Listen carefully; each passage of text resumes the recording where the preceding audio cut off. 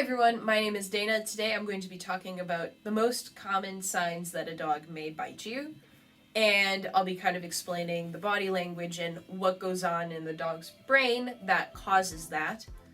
So the top 5 ways a dog will usually bite you is if the dog is tethered or confined and you approach it, you are a lot more likely to get bitten in that sense because the dog can't do the flight. They have to do the fight. So if they are uncomfortable, they can't run away, so they will bite instead. And just because a dog's tail is wagging does not mean it's happy to see you. A lot of times when a dog's tail is wagging, it's actually a sign saying, hey, I'm uncertain. There's a lot of things that go into a dog's body language that tells you what is happening, and a wagging tail does not always mean a happy dog. So if a dog is in a crate or tethered, never walk up to it to say hi. You're gonna get bitten and it's gonna be your fault. And same with another dog. Don't bring another dog up to a dog that's in a crate or tethered because your dog's most likely to get bitten and it's your fault.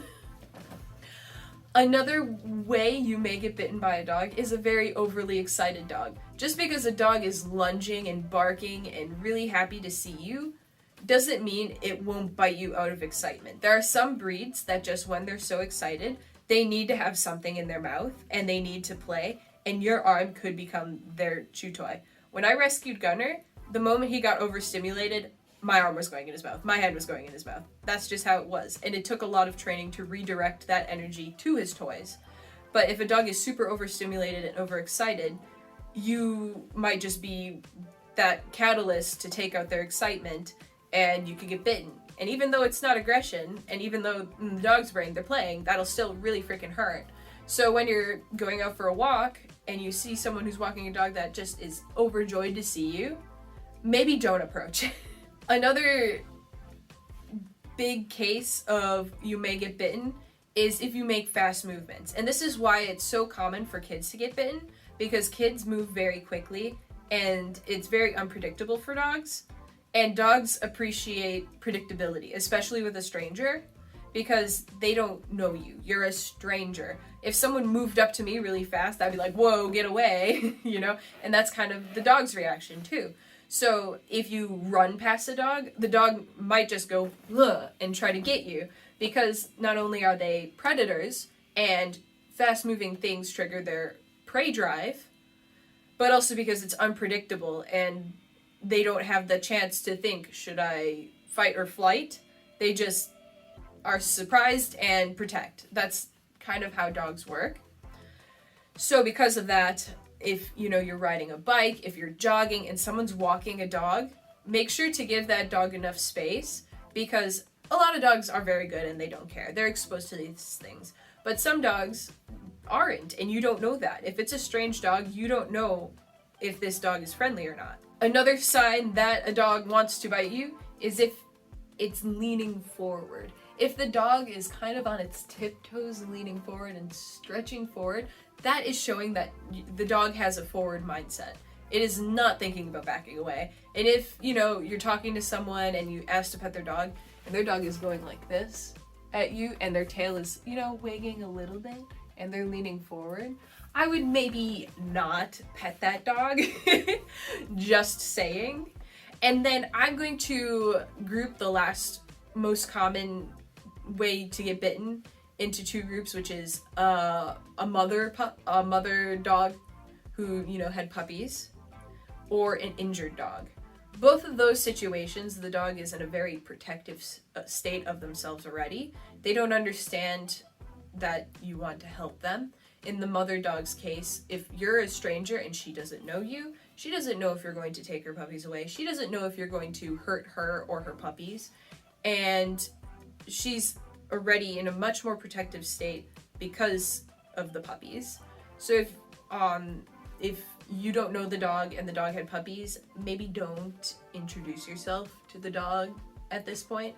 And even if, it's someone whose dog had puppies, really make sure that the mom isn't in the area when the puppies are there. And if the puppies are young and need the mom constantly, then just don't visit them. But once the puppies are older and they're kind of not needing their mom anymore for milk and they're eating the puppy mush, make sure the mom is out of the area, you know, having her break, her potty break, and then say hi to the puppies.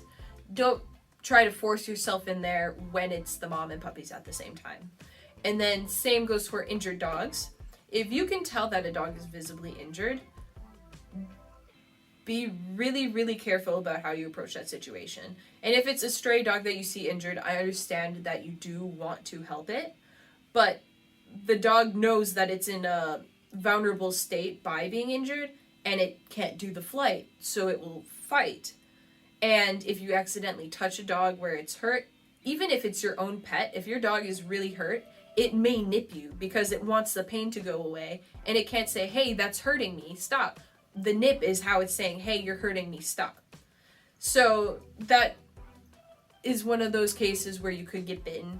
And if, you know, you see a dog that is injured, I would much rather you contact, you know, a humane society, have them tell you what to do, even contact contact some form of professional that is better equipped to handle the situation than you are. Unless you're experienced with injured dogs, then go for it. But then why would you be watching this video? But if a dog is injured, like I said, and you see it loose off leash, you know, maybe don't grab it by the collar, because collar grabbing is one of those things that is very threatening for dogs in general. And then now with it also being an injured state, that I wouldn't do. In that case, I would maybe, you know, just give it treats, try to keep it near you, and then when someone who is more equipped to handle the situation comes to get the dog, then, you know, just let them do that. But with that being said, those are like my top 5 ways to get bitten by a dog. So if you have any other things that aren't on this list, like I said, these are just the top 5. There are many other ways that a dog will bite you. For example, just invading its personal space, using the dog as a pillow, giving it hugs. But all those I feel like are more common sense. Unless, you know, you gave a dog a hug and got bitten, then obviously it wasn't common sense. But don't go into a dog's boundaries. Just respect a dog's boundaries and you probably won't get bitten. Because dogs don't know what hugs are. And they don't know who you are. So hugging them is already, you know, just like trapping them, and then they'll go, hey, I'm trapped, let go of me. Like if some stranger ran up to me and tried to hug me, I would be like, yo, maybe don't do that. And that's when a dog nips you, that's the equivalent of them saying that. So just respect a dog's boundaries, especially if, you know, you have kids. Really make sure that they respect the dog's boundaries, because dogs don't view kids as someone to be respected until they're usually around 10 to 12 years old. Until then, a kid is an equal in the dog's eyes and are much more likely to get bitten at that point, because they'll correct the kid like a dog. Whereas with people who are adults and older, they understand, hey, this is a person who I look up to, and I look for leadership and guidance, and I trust to give me leadership, protection, and guidance. Whereas they understand a kid can't really do that. So just kids and dogs, you know, be really careful. Always supervise the kid and dog together until the kid is older. Less of that unpredictable movement and all that stuff. But with that being said, thank you so much for watching, liking, and subscribing.